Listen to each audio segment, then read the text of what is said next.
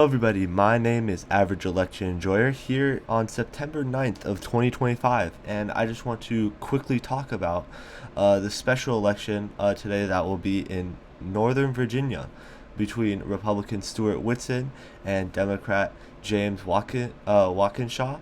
That they are both competing to win Virginia's 11th congressional district.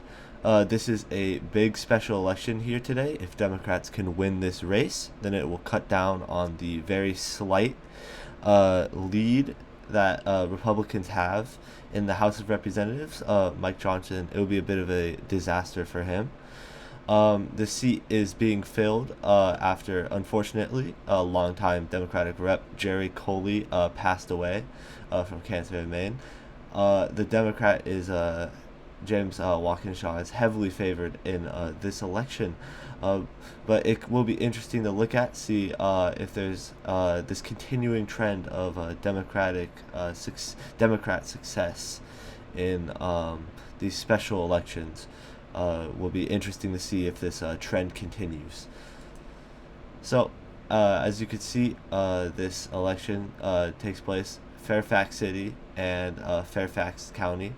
So this is what District 11 comprises of, Democratic City, and then sort of the outskirts, the suburbs. This could be interesting to see how Democrat support is currently in a city and also in sort of the suburbs out surrounding the city. Uh, One of the places Democrats are doing better in recent times is in these suburbs. So this will be a good test. See if this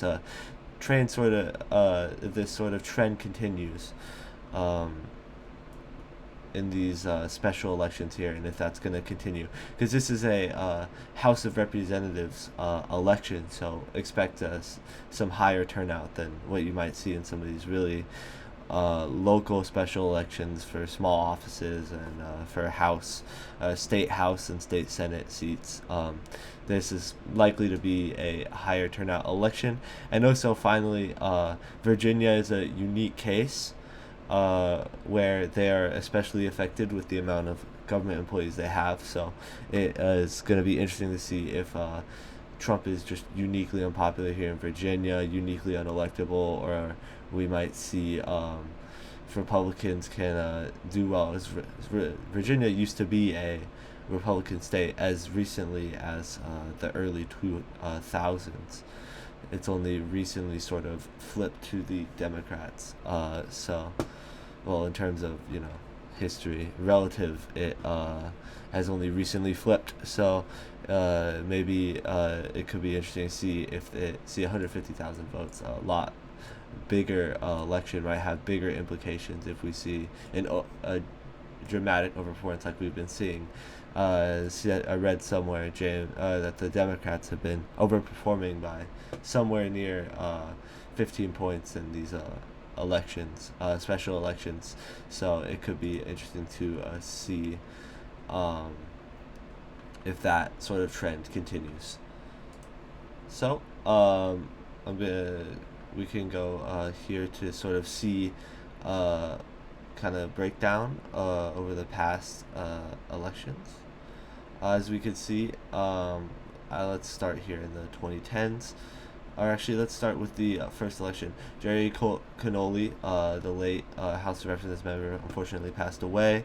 As you can see, Republicans held this district in the early 2000s. Tom Davis was an incumbent, a long-time incumbent, until in 2008, a year Obama won, big blue wave. Jerry Connolly won by decisive 11-point margin in this election by like nearly 40,000, no, more than 40,000, but 42,000 votes to be nearly exact. So huge performance from Jerry Connolly there. 2010 narrowed up an extreme amount, became a 1-point district. 2012, another election year, Obama did fairly well.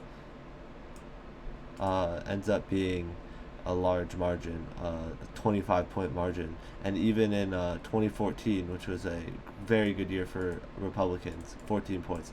So this district really became uncompetitive over these recent years. 2018, another blue wave, uh, nearly 50 points victory. So it's just huge results coming in. 2020, another huge margin, 66, 32. So if this trend from Democrats continues, they might really run it up on the Republicans here in this race. It could be a over 50 point race. Maybe not 50 points. Probably if Democrats can crack 40, 45 points, that would be a huge overperformance from them. That would be spelling big implications for Virginia Republicans, especially with their upcoming governor's election. If Republicans really take a drubbing in this district, that would be a pretty bad sign for the upcoming governor election.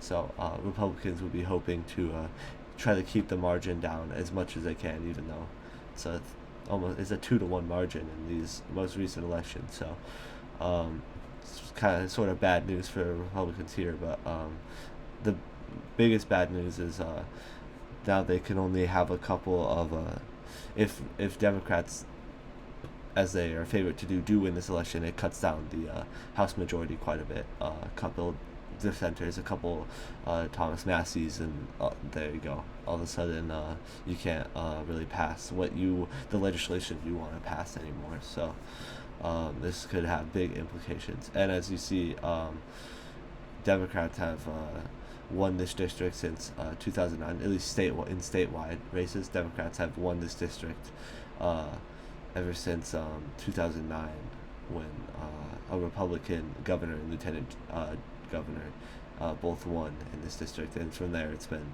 not particularly close. Voted for Harris by 34 points. 34 points. Voted for Kane in the Senate by a even larger margin, 35 points. Just 1 point more, but a larger margin nonetheless. As you can see, Ballotpedia, love this website. Sort of goes into these elections. Here you can easily see the exact percentages. Republicans do have a disadvantage in this race, which is very clear. However, as I always say for these special elections, to round out the video, it's just like with the elections, the constant special elections we saw, especially recently. We saw some in Florida, and we saw the other special elections I covered quite a bit ago. In Iowa, we've seen some special elections. The important thing is not always that these places are flipping.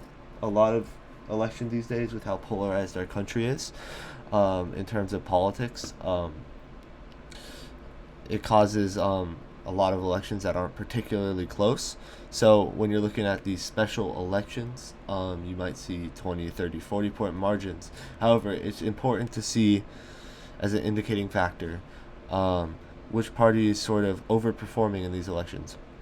Now, I'm sure you guys know, special elections showed that Democrats were going to, or at least served as evidence that Democrats were going to do well in 2020, or 2018 and 2022 in those midterms. However, 2024, Democrats still did good in special elections. Of course, lost the 2024 presidential election, and sort of a huge win for the Republicans. But I think that that's going to be interesting to see if that trend still holds. I imagine that it's going to be similar to it's going to show similar trends 2018 and 2022. The reason why, it's going to be a midterm year.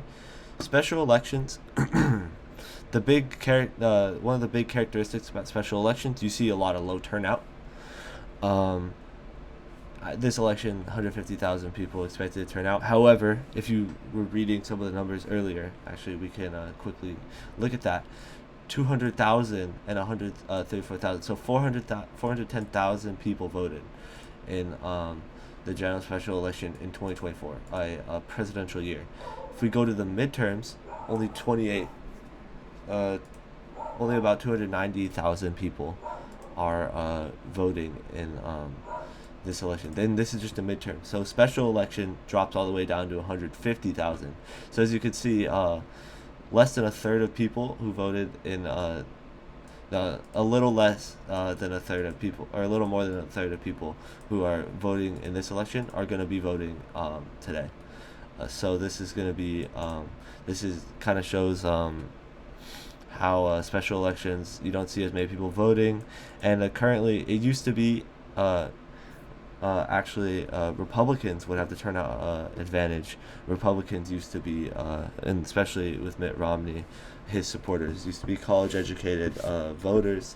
So you'd see Republicans turning out in these special elections, not Democrats. However, trends have sort of recently, in terms of electoral politics, I know it seems like forever this has been a trend, but recently in terms of in relative electoral politics, Democrats in fact hold the advantage in these special elections, and with the midterms also having decreased turnout, it just if Democrats can really turn out in this election and put a beat down on Republicans, it would show an advantage coming into the midterms and also the governor's election coming up later.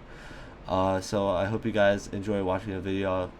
Just me quickly breaking down this special election here in Virginia, the Virginia District 11. I hope you guys have a fantastic rest of your day.